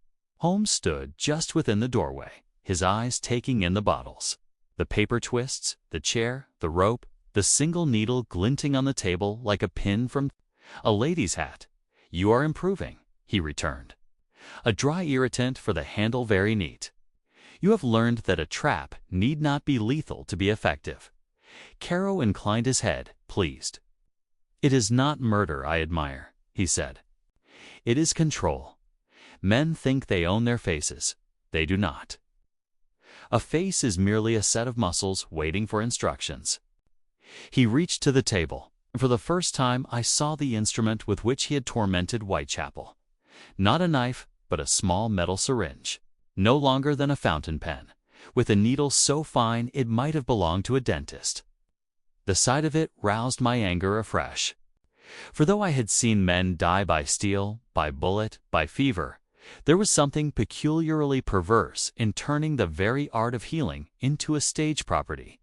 Lestrade stepped forward, his truncheon raised. "Drop it," he cried. Caro's eyes flicked to him with amused contempt. "Inspector, you are always shouting," he said. "That is why you are always late." Holmes's hand rose a fraction, palm outward, a silent command to patience. "You have two ways out," he said. "One is through me, the other is through your own vanity. Choose." Caro laughed, and the sound was surprisingly light. "Vanity. You flatter me. I have only taste." With a swift motion, he placed the needle against Strathcoran's neck, not pricking, but threatening. And at the contact, the poor man's laughter rose into a strangled shriek, his legs kicking helplessly against the chair. I sprang forward in spite of myself, but Holmes's voice cracked like a whip. "Still?" he snapped. "He wants you to rush." Caro's smile widened. "Exactly," he murmured. "Thank you, Mr. Holmes." In that instant, Holmes did the last thing I would have expected. He began to speak to Strathcoran in a calm, almost conversational tone, as if the man were not bound and writhing. "Mr. Strathcoran," said he, "do you recognize that scent in the room?" Strathcoran's eyes, wild and watering, darted towards Holmes. His mouth still grinned, but a flicker of comprehension of memory passed over his features. "Bitter almonds," Holmes continued. "Prussic compounds. Prison chemistry. Mr. Strathcoran, the sort of thing men learn when they have time, and hatred in equal measure." Caro's gaze sharpened. "Oh, do not put it all on the prison," he said lightly. "A man may learn many things outside as well. There are clever books." Holmes nodded, as if conceding the point. "Indeed. And clever men. For instance, the metal worker who cleaned a ring with tartaric wash in a back room off Petticoat Lane. You did not do that yourself. You had help." For the first time, Caro's composure wavered not much, only a tightening at the corner. "Of the eye? Help," he repeated. "No one helps me." "You paid him," Holmes said. "And you paid him with what you always pay, with a story. Clean this ring, friend. It belongs to a gentleman. It proves I matter. You cannot resist showing the seal, can you?" Caro's smile returned, but it was thinner. "A man must have tokens," he said. "Even a dismissed clerk." Holmes took one step closer, slowly, openly, empty-handed. "That is the heart of it," he said. "Not money, not women, not Whitechapel tokens. Proof you were nothing in his eyes. And you have spent 2 years proving you can make him make everyone look where you point." Lestrade muttered, "Enough talk," and shifted his weight. Caro's eyes flashed to Lestrade's boots, and I followed the glance instinctively. There, on the floor near the inspector's toe, lay one of those innocent paper twists, neatly rolled, as if dropped by accident. The end of it was damp, as if it had been licked too close. "Don't move," I shouted, too late. Lestrade had already taken a half-step, his heel grinding the twist. A tiny puff of powder rose, so slight that in any other room it would have gone unnoticed. Lestrade blinked, sneezed once, and then, to my horror, his lips twitched upwards against his will. Caro gave a delighted sigh. "Oh, Inspector," he said, "you do make the evening richer." Holmes moved like lightning. He seized Lestrade by the collar and yanked him back. Pressing his own handkerchief, still vinegar tainted over the inspector's mouth and nose. "Breathe through this," he hissed, "and do not touch your face." Lestrade's eyes bulged with panic as his mouth fought to grin. He let out a strangled sound, half laugh, half sob. Caro watched the struggle with the absorption of a man. "At a theater, marvelous," he murmured. "You see, Mr. Holmes, no wounds." Holmes's voice dropped, deadly quiet. "No," he said, "but there is always a mark, even when you think you leave none." He shifted slightly, angling his body so that the lamplight fell upon Caro's gloves.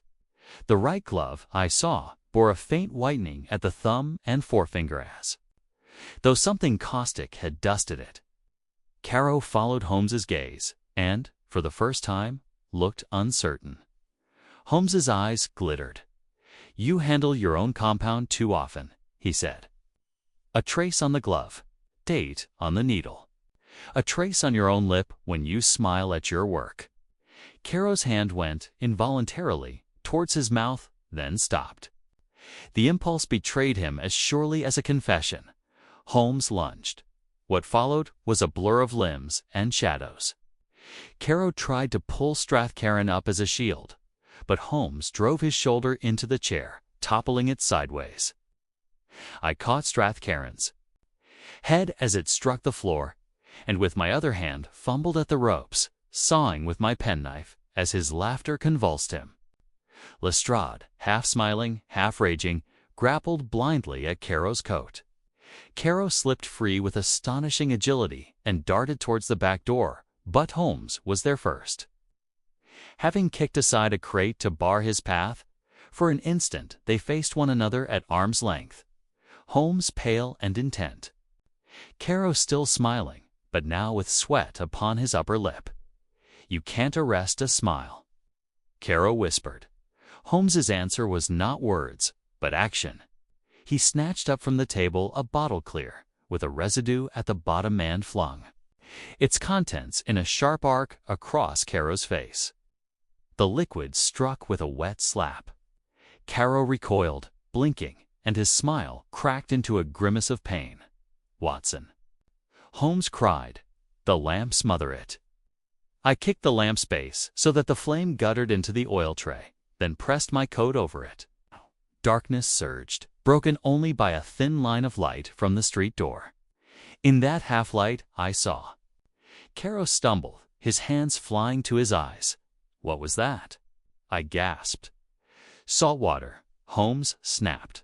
"Not too harm only to wash."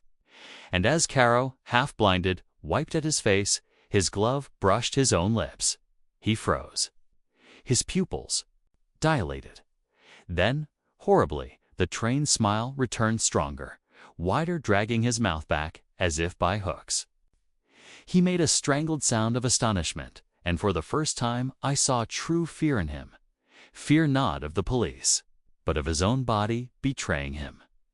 Holmes seized him by the lapels and drove him down to the floor. He said, almost tenderly, "You may smile for free." When Lestrade's men burst in a moment later, lanterns flaring, they found Silas Caro pinned like an insect beneath Holmes's knee, grinning madly at the ceiling while tears ran from the corners of his eyes. Strathcairn half-freed, shaking and sobbing with laughter that was already beginning to weaken, and Lestrade himself, red-faced and trembling, fighting the remnants of a forced smile behind my vinegar-soaked cloth. Holmes rose, breathing hard, and looked down at Caro with a grim finality. "You wanted no wounds," he said. "Very well. You shall have none. But you will have a cell, and time, and the most terrible thing of all for a man like you, no audience." Caro's smile twitched, faltered, and then returned again, helpless and obscene. "You'll write about me," he whispered through clenched teeth. "You can't resist. You'll make me famous." Holmes's face went blank. "No," he said simply. "Watson may, if he chooses. I shall not." Lestrade's men removed Caro with a haste that was as much relief as duty, for the sight of that fixed grin upon a living face shook, even hardened. "Constables," the fellow did not resist. Indeed, as they dragged him up from the floor, he contrived, despite streaming eyes and spasming cheeks, to turn his head so that his smile might be the last thing Strathcairn saw. It was a final, petty triumph, and Holmes, observing it, stepped between them with quiet decisiveness. "Take him out by the back," said he. "Street. No crowd." Lestrade, still pale and damp about the brow, made an inarticulate sound of assent and gestured his men away. He tried to speak, but his lips twitched once more, and he pressed my vinegar-soaked handkerchief to his face with a grimace of gratitude and disgust combined in the lantern light with the immediate danger past. I could now attend to Strathcairn. The man lay against a sack of meal as though cast there by an uncaring hand. His laughter had dwindled to a hoarse, intermittent cough. His jaw still trembled, and from time to time the corners of his mouth jerked upward in that involuntary parody of mirth. Yet his eyes, which had been wild, were now fixed upon Holmes with a mixture of hatred and a reluctant hatred at the humiliation of being made a spectacle. Awe that any man could stand so close to the abyss and remain so cool. I examined him as best I could with the scant light and the crowding policemen. His breathing was rapid but deep. The pulse, though quick, had steadied. There was no cyanosis of the lips, no sign of strangulation. The distress was neurological and muscular rather than purely toxic in the old, crude sense. I bade one of the constables fetch hot water and another to find milk if any could be had. For experience has taught me that, where the nature of a poison is uncertain, dilution and time are allies a doctor dare not despise. Holmes, meanwhile, had turned his attention to Caro's table with the absorbed detachment of a man examining a chessboard after checkmate. To understand not that he has won, but how the opponent had tried to win. He did not touch a thing with bare fingers.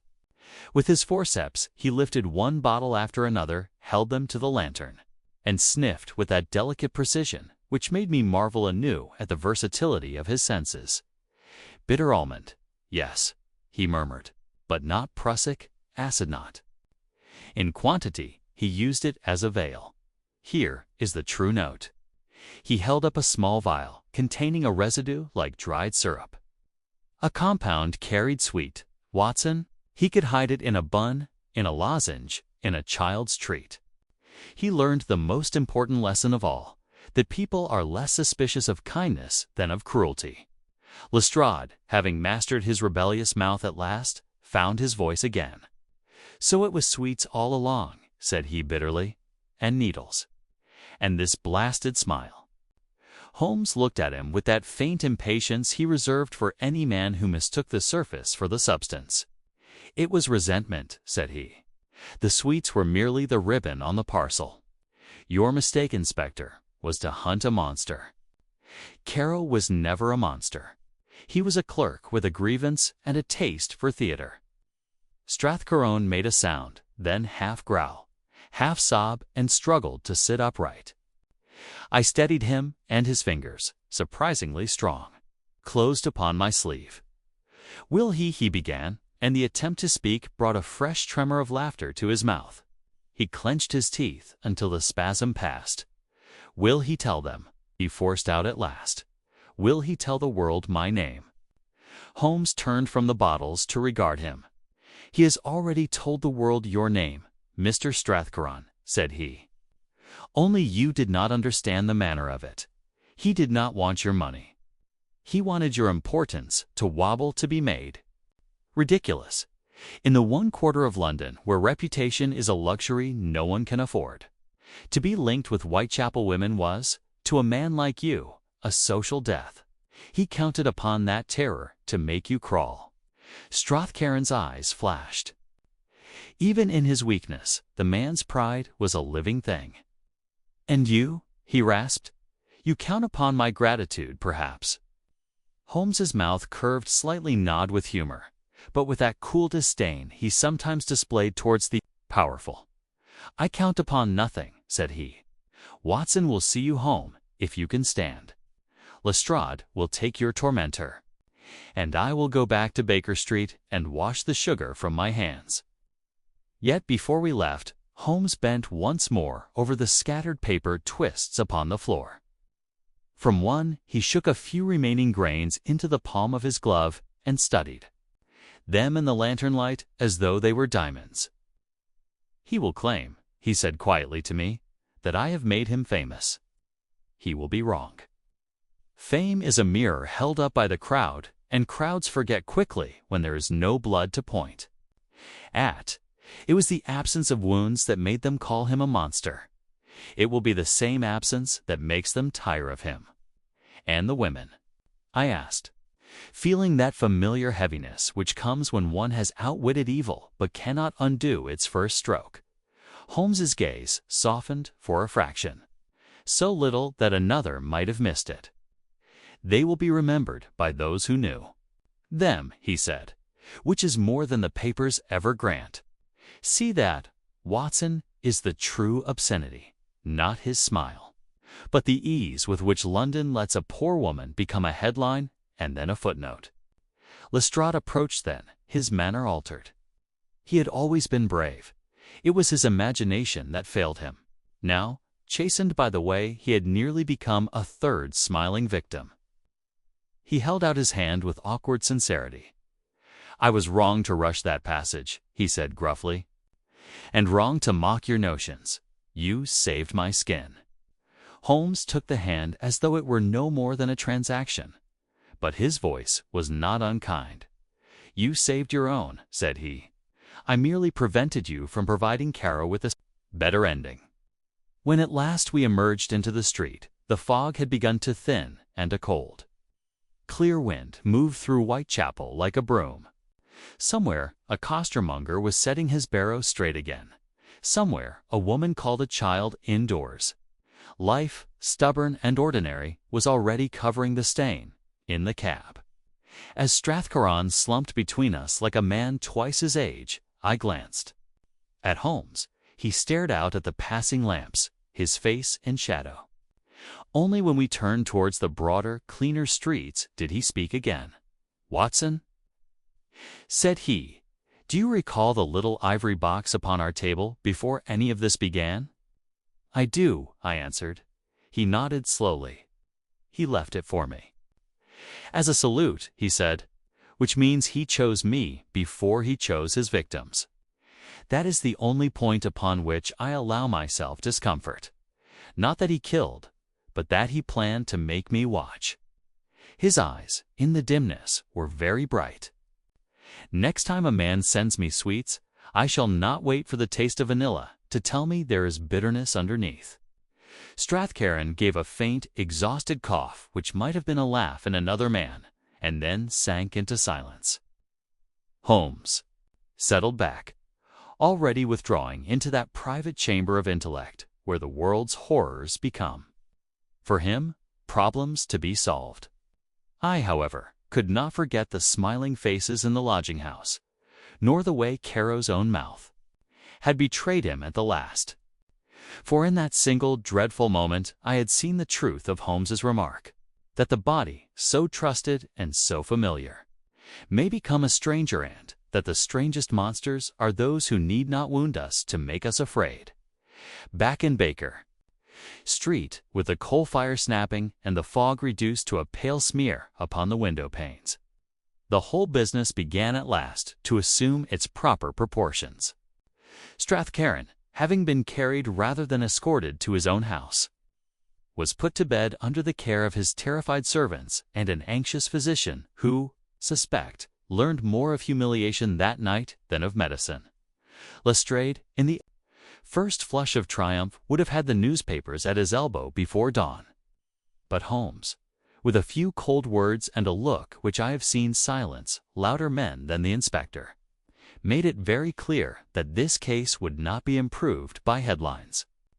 Thus it was that London, which had been so quick to christen a new monster, was almost as quick to forget him when no fresh body fed the talk. Holmes sat in his dressing gown upon the sofa, one knee drawn up, the long fingers of his right hand idly tapping the stem of his pipe against the brass fender.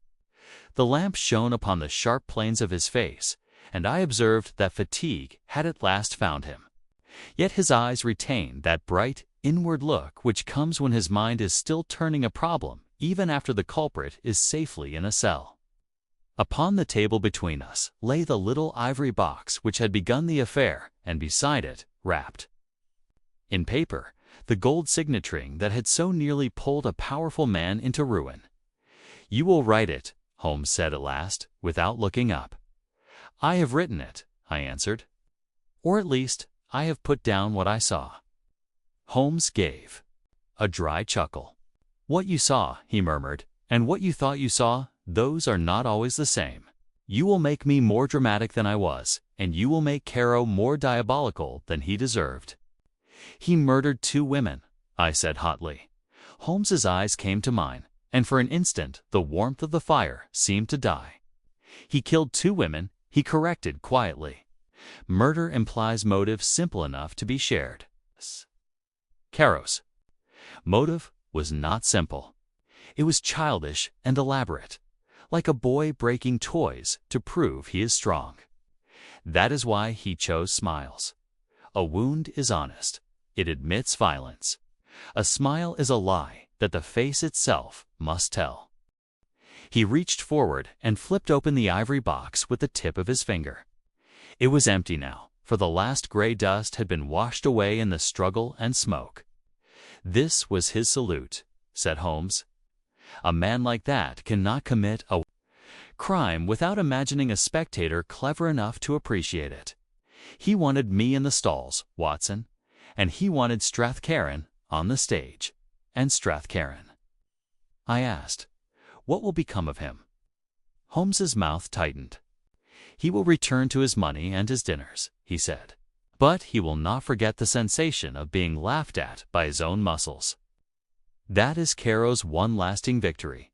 He has put a crack in a man who believed himself uncrackable." I could not help thinking then of the faces in Whitechapel, the dead smiles, the living one upon the girl in the street, and of how easily London had turned its gaze from them the moment the tale ceased to be sensational. "And the women," I said. "Eliza Rook, Annie Sorby. Will anyone speak their names?" Holmes's eyes softened, just perceptibly. "You have spoken them," he replied. "That is more than the newspapers ever did. Write them plainly, Watson, and do not dress them up for the comfort of respectable readers." There was a pause, and in it the familiar sounds of Baker Street returned, the faint clatter of a cab upon the stones, Mrs. Hudson's soft movements below, the whisper of wind around the sash. Holmes leaned back and closed his eyes for a moment, as if listening not to London, but to some private rhythm in his own head. "Tell me," I said, "how did you know the first suspicion should fall upon Caro? You had no name until the sweet shop." "Woman spoke it." Holmes opened his eyes again, and the old, faintly mocking light returned. "I knew nothing of Caro," said he. "I knew only that the ring had passed through a cheaper workshop than Strathcoran would admit. That vanilla upon the seal was a vulgar affectation meant to be remembered, and that sugar at the mouth of a corpse is never accidental. From there, it was simple. A man who uses confectioner's materials to mask chemicals will haunt a place where such materials are plentiful. A man who needs a gentleman's disguise will practice it among those for whom a gentleman is novelty. And a man who wants obedience, not money, will choose a victim who cannot bear ridicule. Strathcoran was, in that sense, the most predictable prey in London. He rose then, abruptly, and went to the window. For a moment he stood looking out into the night, his hands clasped behind his back. When he spoke again, his voice was low, almost philosophical. "There are crimes of appetite," said he, "and crimes of necessity. But the worst are crimes of art. An artist without conscience will always search for a new canvas, and the public will always supply it. Today it was a smile. Tomorrow it will be something else that makes London shudder and then laugh at its own shuddering. And you?" I asked. Holmes shrugged, and the gesture seemed to dismiss both praise and despair. "I shall do what I always do," said he. "I shall observe. I shall infer. And when the next man tries to turn suffering into theater, I shall step between the actor and the audience and spoil the performance." He returned to the sofa, picked up his violin at last, and drew the bow once, producing a single long note that rose and trembled like the last thread of fog lifting from the street. Then he smiled briefly, wryly, humanly, and, I found, with a curious sense of gratitude, that it was the only smile in the whole affair which did not chill my blood. The next morning brought a thin winter sun, and, with it, a brief paragraph.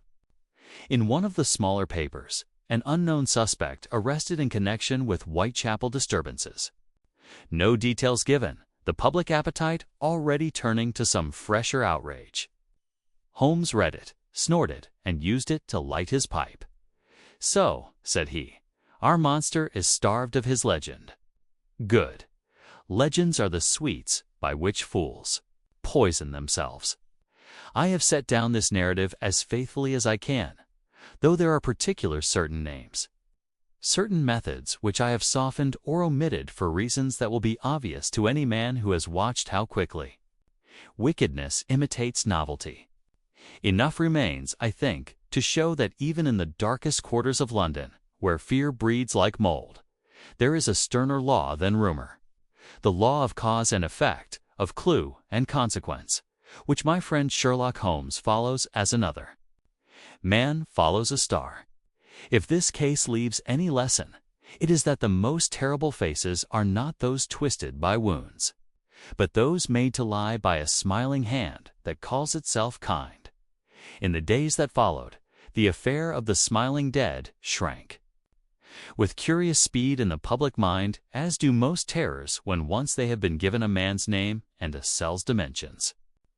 Caro no longer the new monster, but merely a prisoner with a fixed, twitching mouth and an inconvenient tendency to laugh at inopportune moments, was conveyed under a heavy escort to the infirmary ward of the jail, where a surgeon of my acquaintance told me later that the fellow's spasms were the natural consequence of his own handling of a drug he had never fully mastered.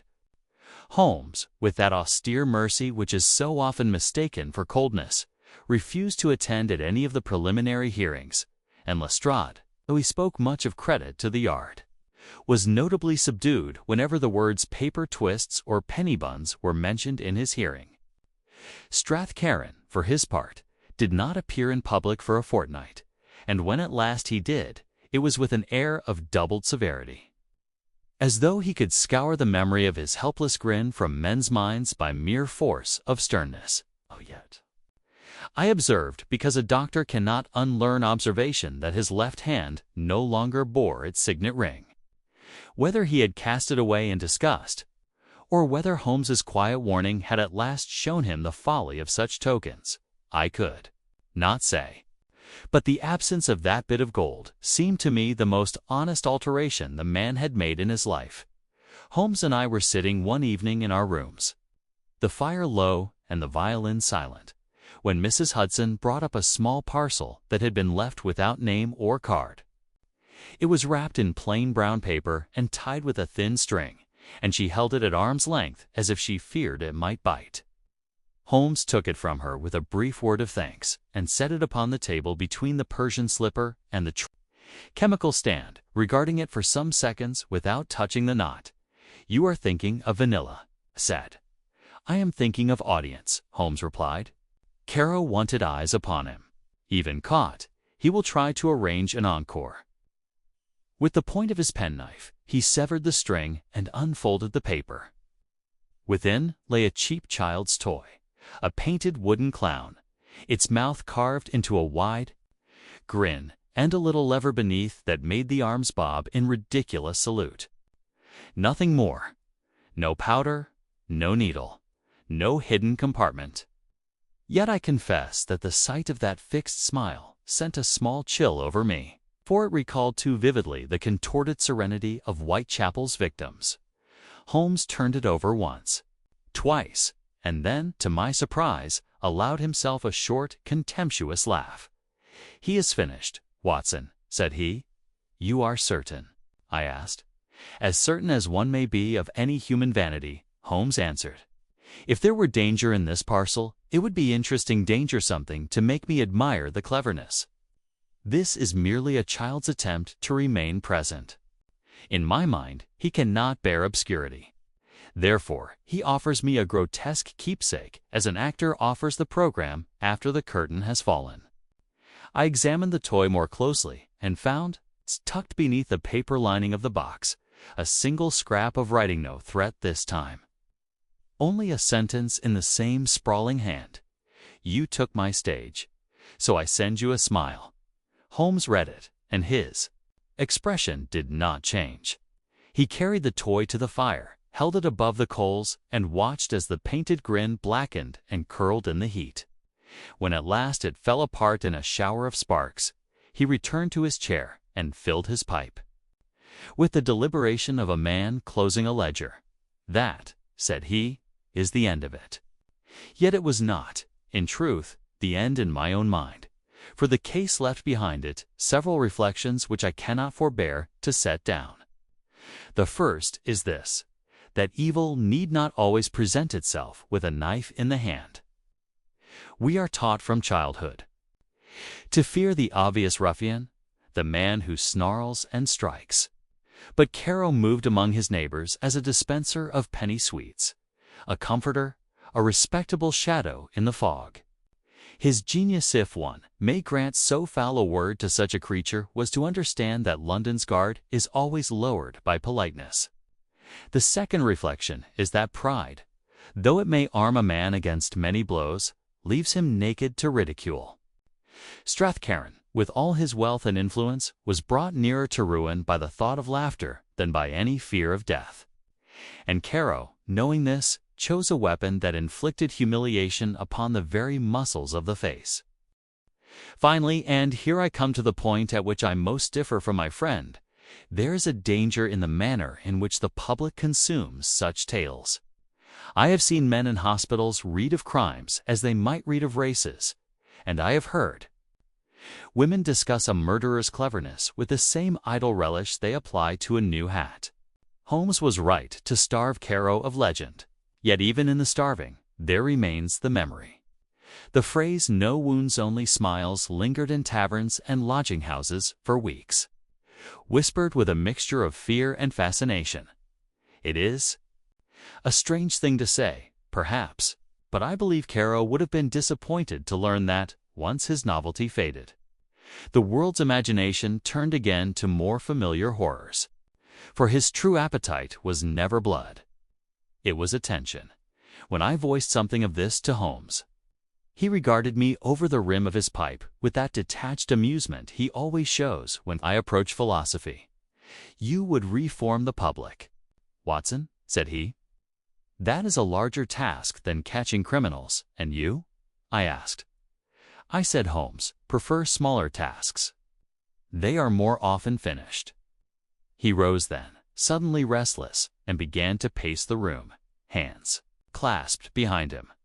Besides, the public cannot help itself. It will always look for monsters, because monsters are simpler than motives. If I have done anything in this matter, it is only to remind one inspector, one financier, and one doctor that motives are where the true work lies. At the window, the fog had returned, creeping again along Baker Street, as if London, cleansed for a moment, could not resist putting on its old cloak. Holmes paused, looking out, and his voice, when he spoke again, had that rare note of weariness which comes only when some human ugliness has brushed too close even to his hardened mind. "A smile," said he softly, "should be the easiest thing in the world. It should cost nothing and harm no one. When a man turns it into a tool, he has committed a kind of blasphemy." He turned from the window, and the familiar ironic mask settled once more upon his face. "Come, Watson," said he briskly, "put away your notes. If you insist upon writing, write quickly before some other fool in the fog decides he, too, would like an audience." And so I close this account, not with triumph, but with that sober gratitude one feels when a danger has been named, met, and if not banished from the world, at least checked for a time by reason. Holmes would never admit to satisfaction in such a phrase, but I saw it in the steadiness of his hands as he lifted his violin and began, very quietly, to play.